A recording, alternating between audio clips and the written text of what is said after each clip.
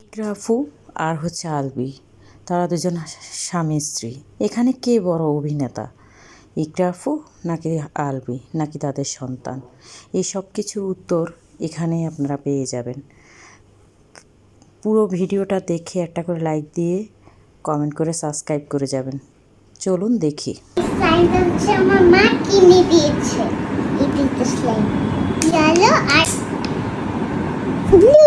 অনেক তুমি সারা জীবন দাফন হয়ে গেছে।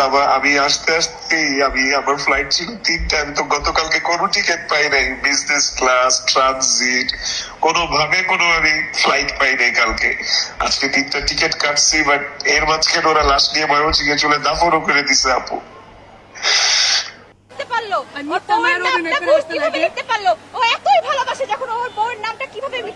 আমরা সবাই জানি ইকরাপুর নাম, সবাই জানি পুরা ইকরাপুর নামটা। ও আইডিটাও ভ্যানিশ করে দিয়েছে। ও এত বড় একটা খারাপ, এত বড় জানোয়ার পশু হয়ে গেছে। ও কিভাবে ওর বউয়ের নাম ভুল লিখলো? আমার কাছে কিন্তু সেই প্রমাণটাও আছে। ও লিখেছে ইকলি। ও তিতলি লিখে ফেলছে। ও আমার মনে হয়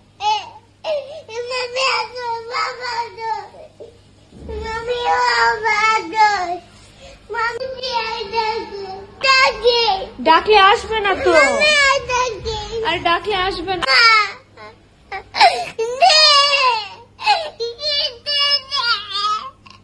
আমার ইকরার শেষ মুখটা ইকরার পরিবার আমাকে দেখতে দেয় নাই।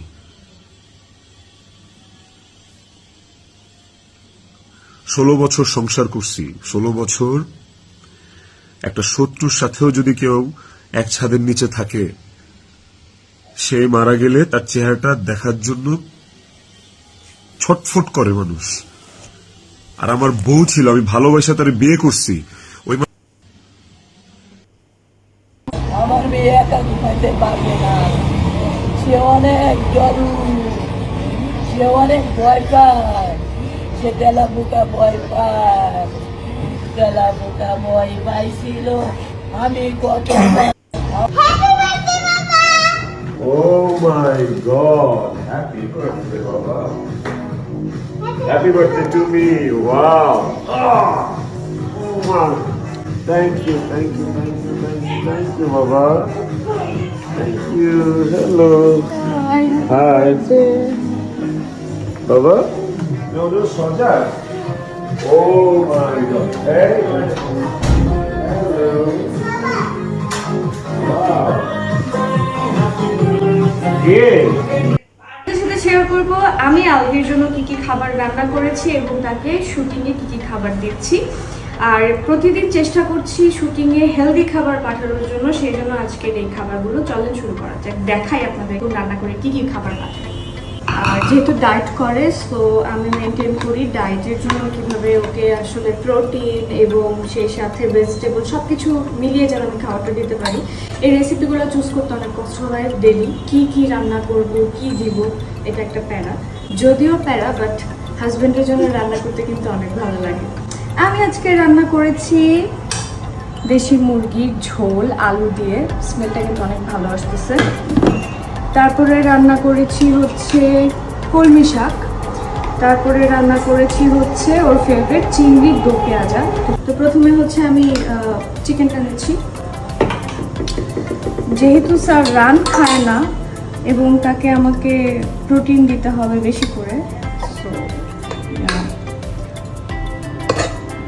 বলবো আমি একটা কবিতা বলবো। কবিতাটির নাম কবিতার নাম বীর পুরুষ।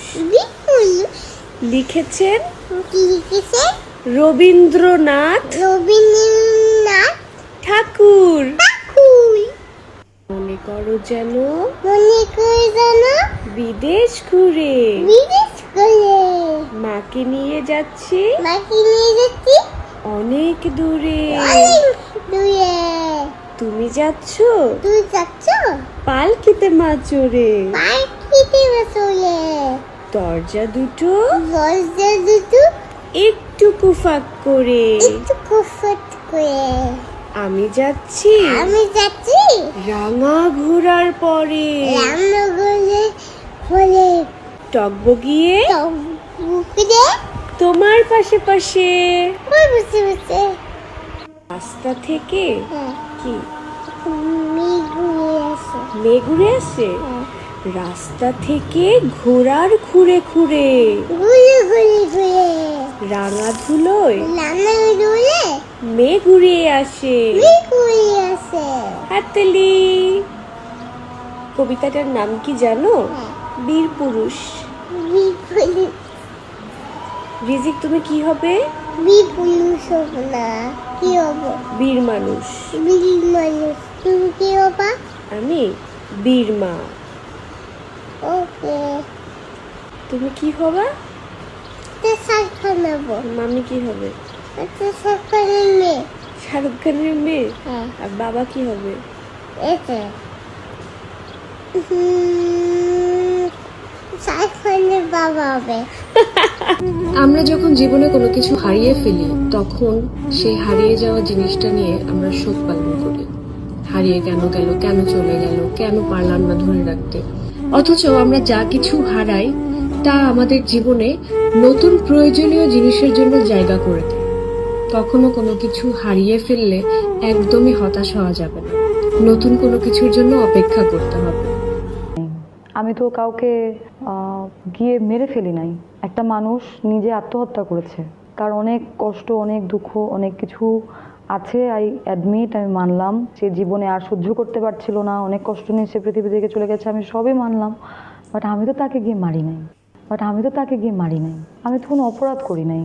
আমি তো কাউকে গিয়ে মেরে